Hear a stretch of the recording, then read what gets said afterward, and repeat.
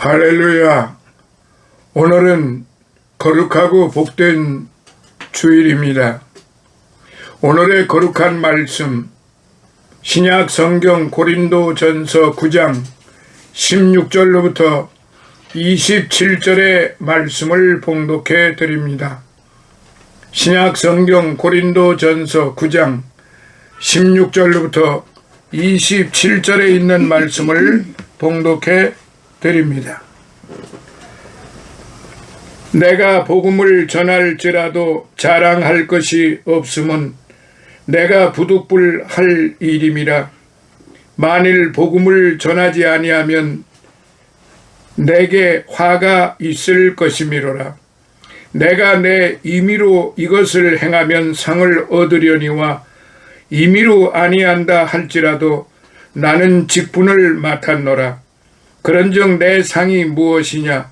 내가 복음을 전할 때에 값없이 전하고 복음으로 인하여 내게 있는 권을 다 쓰지 아니하는 이것이로라. 내가 모든 사람에게 자유하였으나 스스로 모든 사람에게 종이 된 것은 더 많은 사람을 얻고자 함이라. 유대인들에게는 내가 유대인과 같이 된 것은 유대인들을 얻고자 함이요 율법 아래 있는 자들에게는 내가 율법 아래 있지 아니하나 율법 아래 있는 자같이 된 것은 율법 아래 있는 자들을 얻고자 함이요 율법 없는 자에게는 내가 하나님께는 율법 없는 자가 아니요 도리어 그리스도의 율법 아래 있는 자나 율법 없는 자와 같이 된 것은 율법 없는 자들을 얻고자 함이라. 약한 자들에게는 내가 약한 자와 같이 된 것은 약한 자들을 얻고자 하며 여러 사람에게 내가 여러 모양이 된 것은 아무쪼록 몇몇 사람들을 구원코자 함이니 내가 복음을 위하여 모든 것을 행함은 복음에 참여하고자 함이라. 운동장에서 다름질하는 자들이 다 달아날지라도 오직 상 얻는 자는 하나인 줄을 너희가 알지 못하느냐? 너희도 얻도록 이와 같이 다름질하라.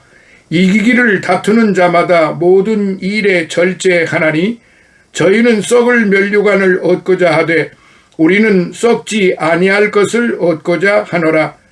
그러므로 내가 다름질하기를 향방 없는 것 같이 아니하고 싸우기를 허공을 치는 것 같이 아니하여 내가 내 몸을 쳐 복종하게 함은 내가 남에게 전파한 후에 자기가 도리어 버림이 될까 두려워함이로라. 아멘. 오늘은 고린도전서 9장 16절로부터 27절에 있는 말씀을 통해서 부활 신앙을 가진 삶, 부활 신앙을 가진 삶에 대해서 말씀을 드리고자 합니다. 먼저 하나님 앞에 부활 신앙을 가진 성도들로서의 부활 찬양을 하나님 앞에 올리겠습니다.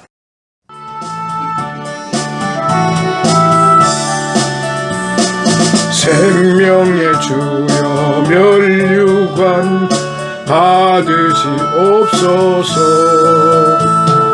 나 위에 쓰신 가시관 나 기억합니다. 저 겟세마네 기도를 늘 기억하게 하시고 그 십자가의 은혜로 날 인도하소서. 누셨던 무덤 내게도 보이시옵소서. 잠드신 송한 천사가 굳게 지키었네. 저 겟세마네 기도를 늘 기억하게 하시고 그 십자가의 은혜로 날 인도하소서. 마리아처럼 새벽에 주 외로웁니다. 빈 무덤 내게 보이사 날 가르치소서. 저 겟세마네 기도를 늘 기억하게 하시고 그 십자가의 은혜로 날 인도하소서. 고난의 잔을 나 위에 다 마셨나이다. 나도 늘 나의 십자가 감당케 하소서.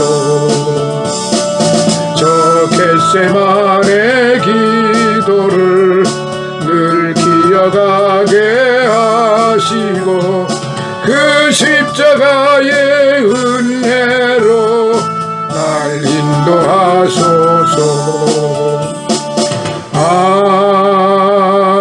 아멘.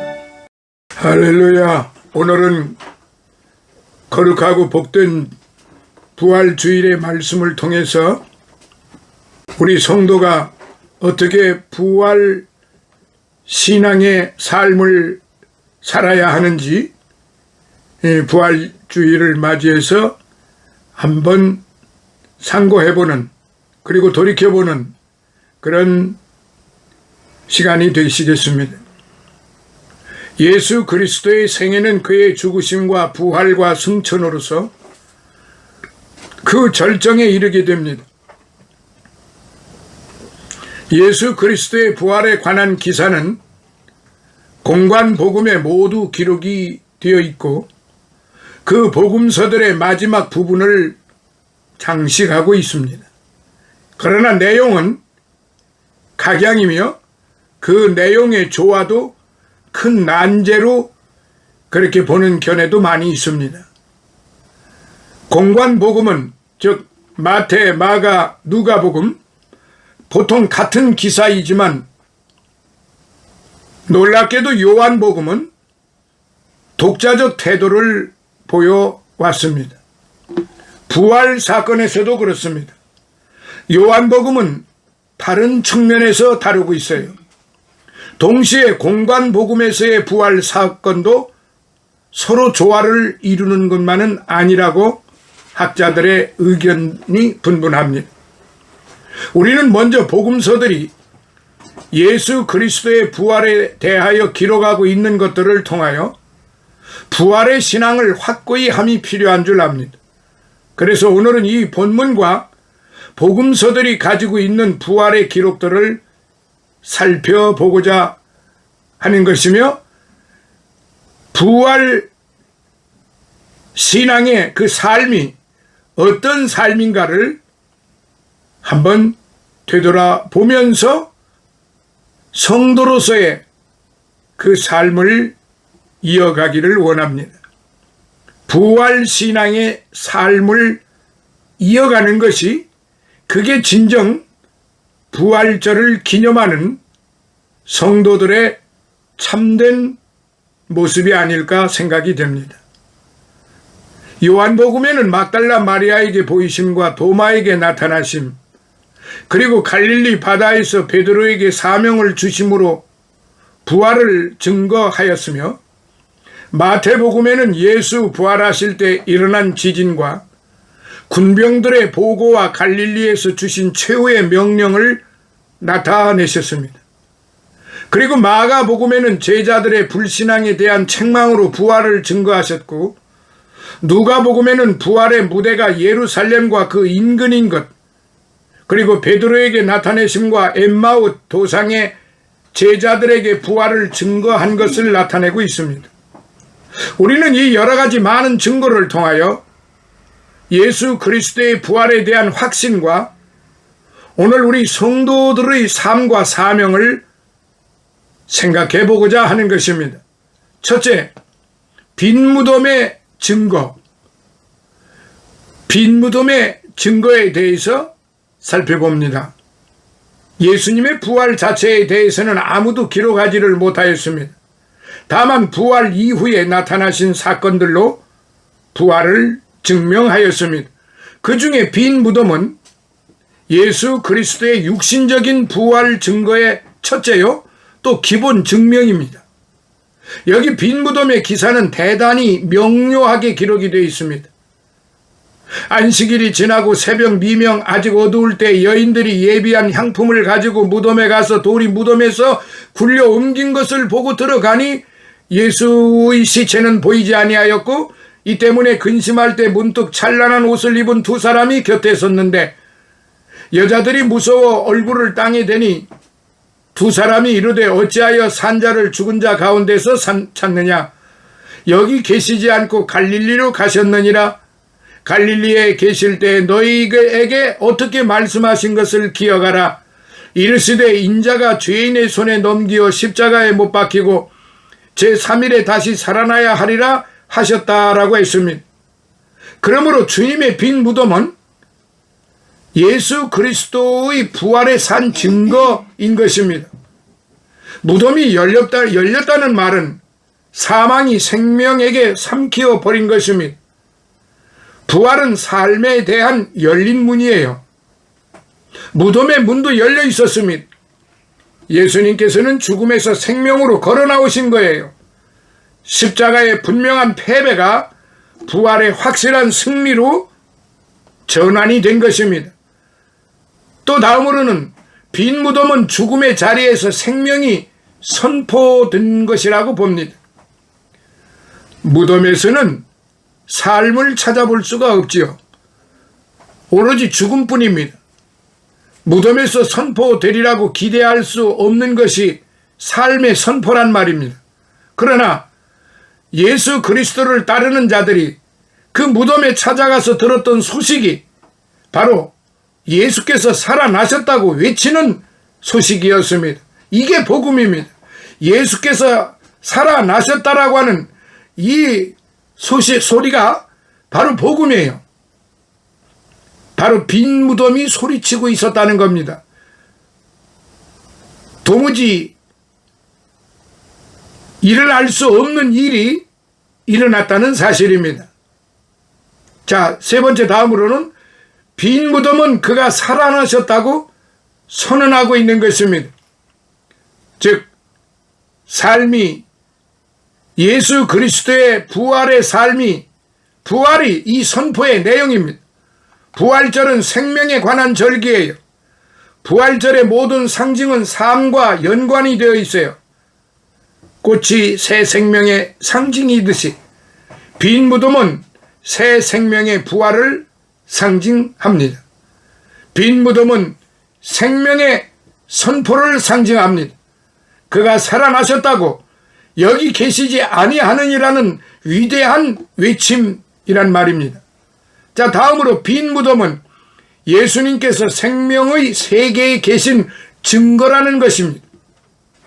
천사들은 예수 그리스도의 누우셨던 장소와 그를 쌓았던 수건을 보여주었으며 예수께서 거기 계시지 않으심을 확인했습니다. 생명의 가장 큰 확신은 천사들의 지시에 따라 저들이 갈릴리에서 예수를 만난 사건이지요. 그러므로 예수님은 무덤이라는 죽음의 자리에 계시지 않으시고 갈릴리에서 살아 계신 것입니다. 확실히 빈 무덤은 예수 그리스도의 부활의 첫 번째 증거입니다. 자, 큰 두 번째로 두 제자의 증거, 두 제자의 증거. 예수 그리스도의 부활 증거는 우주에 가득 찼습니다. 그러나 분명한 것은 주님이 눈을 열어 주어야, 주님이 눈을 열어 주셔야만 볼 수 있다는 사실입니다. 여기 두 제자가 예수 그리스도의 부활을 증거했어요.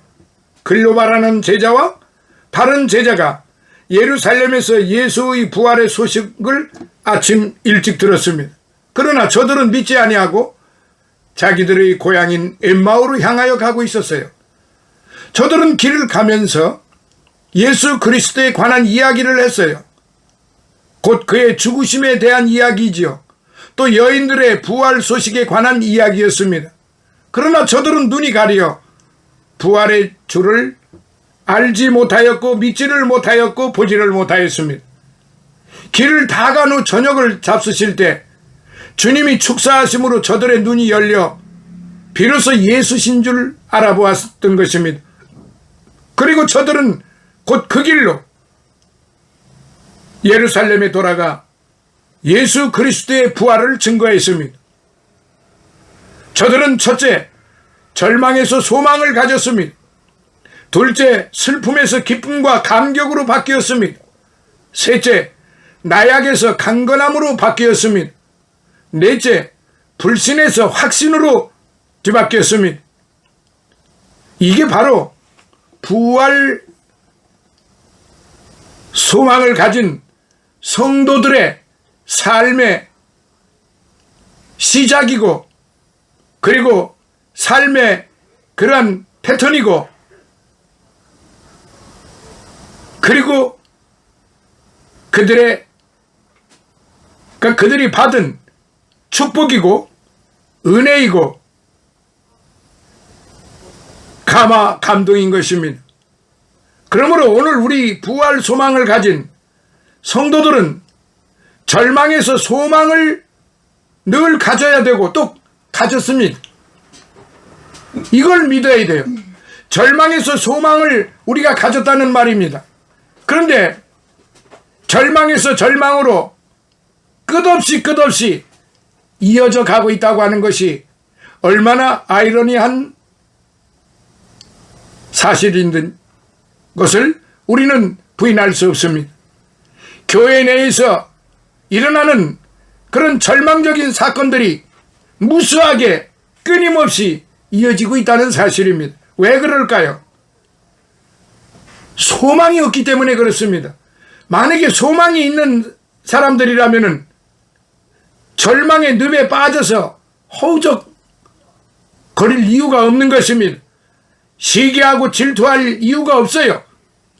남을 비방하고 남을 무시하고 차별하고 더 높고 낮고 많고 적고 이런 것들을 생각할 이유도 없고 그런 것들을 교회 내에서 행할 수가 없다는 사실입니다. 그것을 한다는 것은 여전히 절망에서 절망으로 이어져가는 그런 삶을 살아가기 때문에 그런 잘못된 삶의 모습들이 끊임없이 이어져 가고 있다는 사실입니다. 탐욕의 본산지가 돼서 탐욕의 사슬에 묶여서 탐욕의 강에 빠져서 탐욕의 바다에 빠져서 그야말로 어쩔 줄 모르는 나락에 끊임없이 빠져들어가는 그런 삶을 살아가고 있는 것도 부인할 수 없습니다. 하지만 열심히 살아가는 성도들도 있습니다. 겸손하고 사랑스럽고 아름답고 그야말로 최선을 다하여 충성을 다하는 그런 부활 소망의 성도들도 많이 있습니다. 그러나 상대적으로 정반대의 사람들도 많이 있다고 하는 것이 슬픈 일이고 가슴 아픈 일입니다. 슬픔에서 기쁨과 감격으로 바뀌어서 살아야 되는데 전혀 그렇지가 않은 사람들이 많이 있다고 하는 것이 그게 안타까움이다 이 말이죠. 나약한 마음에서 강건한 마음으로 바뀌어 살아야 되는데 늘 나약한 마음으로 늘 비굴한 마음으로 늘 의심하는 마음으로 그렇게 살아가고 있다는 사실입니다. 그건 부활 소망을 가진 성도들의 모습이 아닙니다. 불신에서 확신으로 바뀌어야 하는 것이 부활 소망을 가진 성도들의 삶이요 근본입니다.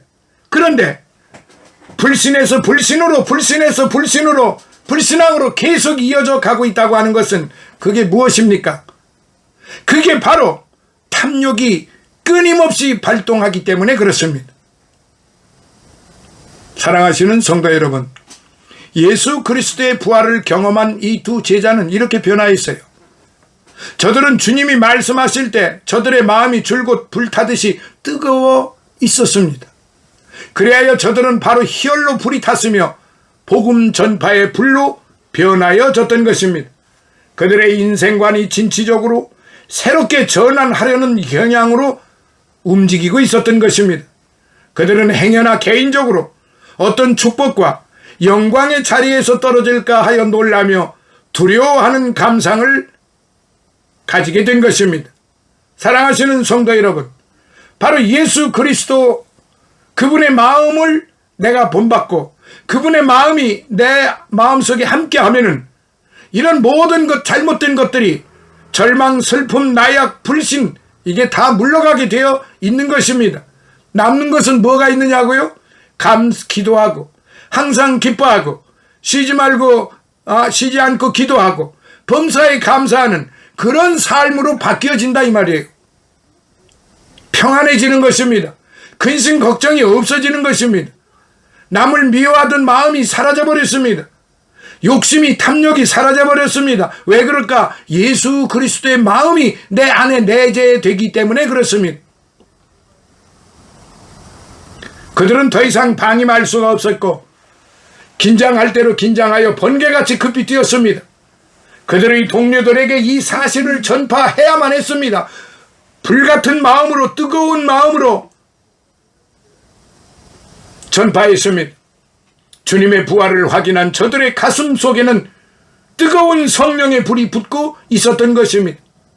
오늘날 부활 소망을 가진 성도들의 모습이 이렇게 저들처럼 가슴 속에 불이 붙어요. 성령의 불이 붙어서 죽도록 충성해야 하는 것이 그게 바로 부활 소망을 가진 성도들의 참된 삶의 모습입니다. 그것은 확실히 예수 그리스도의 부활을 목격했기 때문입니다. 이러한 사실이 또한 부활의 확실한 증거라는 것입니다. 자, 큰 세 번째로 부활 신앙을 가져야 한다는 것이죠. 오늘 우리에게 가장 중요한 것은 예수 그리스도의 부활과 우리와의 관계입니다. 이것은 사망적 관계가 아니에요. 명예적 관계가 아니에요. 지식적 관계가 아닙니다. 생명적인 관계입니다. 물질적 관계가 아니에요. 생명적인 관계입니다. 첫째, 생명의 권한은 천사가 여인들에게 가서 말하라고 한 명령 안에 있습니다. 이 명령이 바로 그들의 권한이었습니다. 그들에게 지켜야 할 명령이 주어졌습니다. 그 이야기를 전할 권한이 주어진 것입니다. 이것이 생명에 대한 우리의 권한입니다. 그러므로 오늘 우리 부활 소망을 가진 성도들의 권한이 무엇이냐? 바로 부활 소망을 갖고 부활 소망을 전하는 그런 권한이 부활 성도들에게 주어졌다는 사실입니다. 이게 특권이에요. 아무나 이걸 할 수가 있는 게 아니에요. 부활 소망을 가진 자만이 이 부활의 소식을 전할 수 있는 특권이 주어지게 되는 것입니다. 오늘 부활주일은 2000년 전의 사건을 기념하고 축하하기 위해서만 여기 모인 것이 아닙니다. 예수님께서 죽음에서 부활하신 것을 찬양하고 우리 자신을 위로하기 위해 모인 것도 역시 아닙니다. 우리에게 주어진 권한과 힘과 삶의 명령 때문에 여기 모인 것입니다. 우리에게 주어진 명령도 제자들에게 주어진 명령과 똑같아서 가서 말하라는 것입니다. 가서 전하라는 것입니다. 누구를? 예수 그리스도의 말씀을 전하라는 것입니다. 자기의 생각을 전하라는 게 아닙니다. 자기의 지적 능력을 전하라는 게 아닙니다. 자기의 권세와 명예와 환경을 전하라는 게 아닙니다. 자기 교회에 우람한 것을 전하라는 게 아니에요. 자기 교회에 훌륭한 목사 설교를 전하라는 게 아니에요. 예수 그리스도의 부활의 생명의 말씀을 전하라는 것입니다. 이게 바로 오늘 우리들에게 주어진 소명입니다. 이게 부활 소망을 가진 성도들의 삶의 모습인 것입니다. 우리가 가서 전해야 할 소식은 바로 생명 대신, 그리고 누구든지 그를 믿는 자마다, 예수 믿는 자마다 영생을 얻게 하려 하신다고 하는 요한복음 3장 16절의 말씀을 가서 전해야 하는 것입니다. 예수님께서 우리 각자에게 그 말씀을 전하고 선포하라고 특권을 주신 것입니다. 예수께서 죽은 자 가운데 계시지 아니하시고 다시 살아나셨다고 하는 것을 가서 전하라는 말입니다.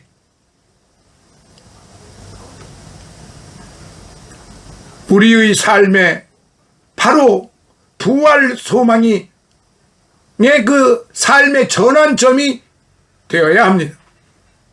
삶에 대한 고난은 삶의 새로운 의미를 가져다 줍니다. 우리가 예수 그리스도를 만났기 때문에 삶의 모든 것이 전환된 것입니다. 그 여인들은 낙담한 심령과 아픈 마음으로 무덤에 이르렀던 것입니다. 그들은 예수 그리스도의 시체를 바로 장사 지내기 위해 하여 예수 그리스도의 몸에 기름을 바르는 슬픈 임무를 띠고 무덤에 찾아갔던 것이지요. 그 일을 좀 더 일찍 행해야 하는데 예수님의 죽으신 시기 때문에 그렇게 하지 못한 것을 후회하면서 그녀들은 무덤을 찾아갔던 것이지요. 그러나 놀랍게도 그들이 예수님께서 거기 계시지 않으며 죽은 자 가운데에서 부활하셨다는 소식을 들었을 때 그들의 삶이 전환된 것입니다.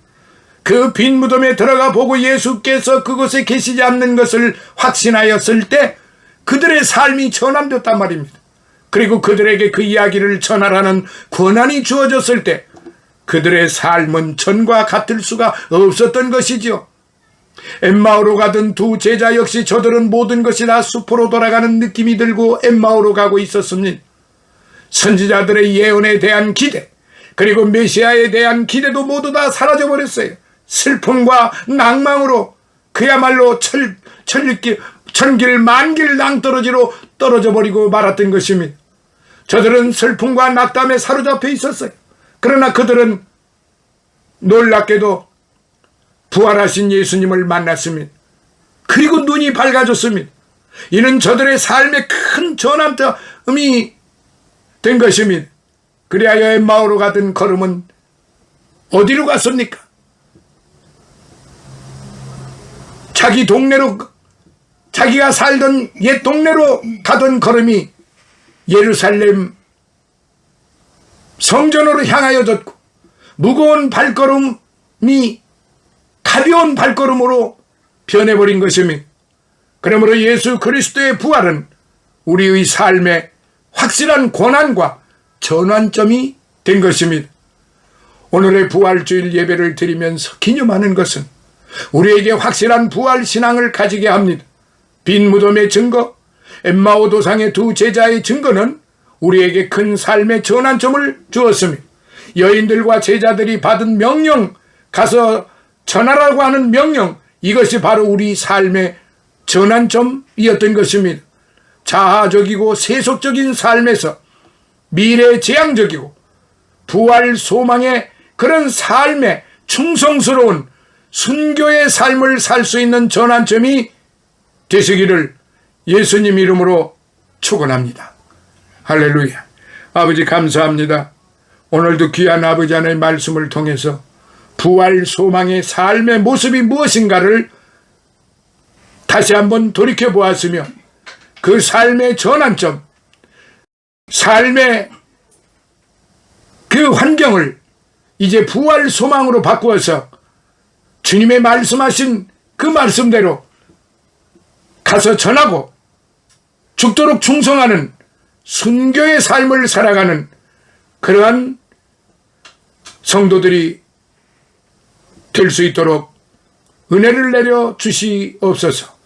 정성을 들인 손길을 주님이 받으시고 임마누엘 백합 선교교회 부활의 그 소망이 불타오르게 하시고 주의 종의 건강, 하는 일 모든 것, 그리고 가족 건강, 화목, 물질의 부활, 아버지 하나님이여 소원하는 이들의 소원을 주님이 들으시고 하늘의 신령한 것과 땅에 풍성하고 기름진 것으로 내려 주시옵소서. 예수님 거룩하신 이름으로 간절히 기도드리옵나이다. 아멘.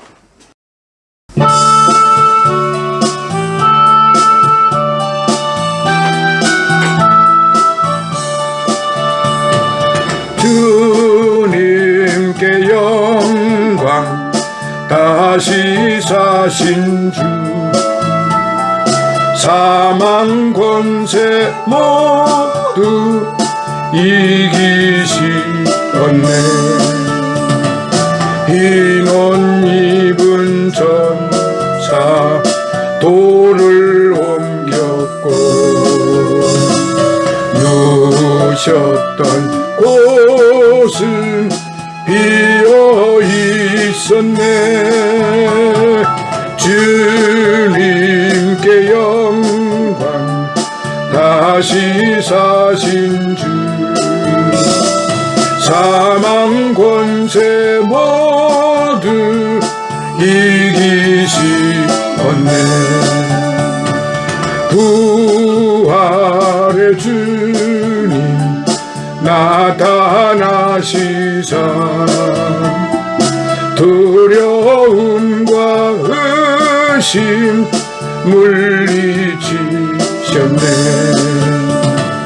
주의 교회 기뻐 찬송하여라.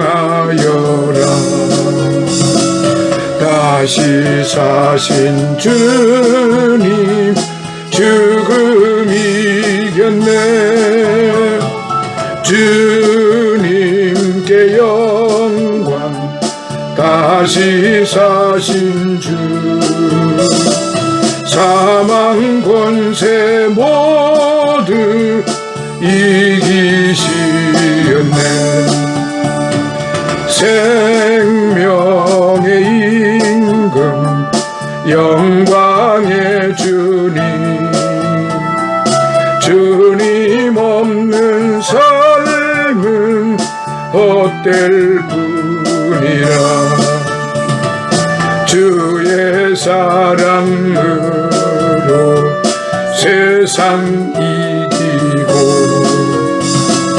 요단 건너 본향 가게 하소서. 주님께 영광, 다시 사신 주, 사망 권세 모두 이기시었네. 아멘. 지금은 우리 주 예수 그리스도의 무한하신 은혜와 하나님 아버지의 극진하신 사랑하심과 성령님의 감화 감동 내주 충만 교통하심이 사랑하는 우리 임마누엘 백합 선교 교회 주의 종들 머리 위에, 아버지 하나님이여 사랑하는 모든 믿음의 가족들 머리 위에, 우리와 늘 함께하는 모든 우리 믿음의 가족들 머리 위에, 저들의 이제 섬기는 교회와 또한 가족들 영육간의 강건함 위에, 이 나라의 민족과 이 나라 모든 그리스도 교회 위에, 그리고 해외에 나가 있는 우리의 선교사들과 그들의 가족들 머리 위에, 부활 소망을 가진 모든 성도들 머리 위에 이제로부터 영원토록 함께 있을지어다. 아멘.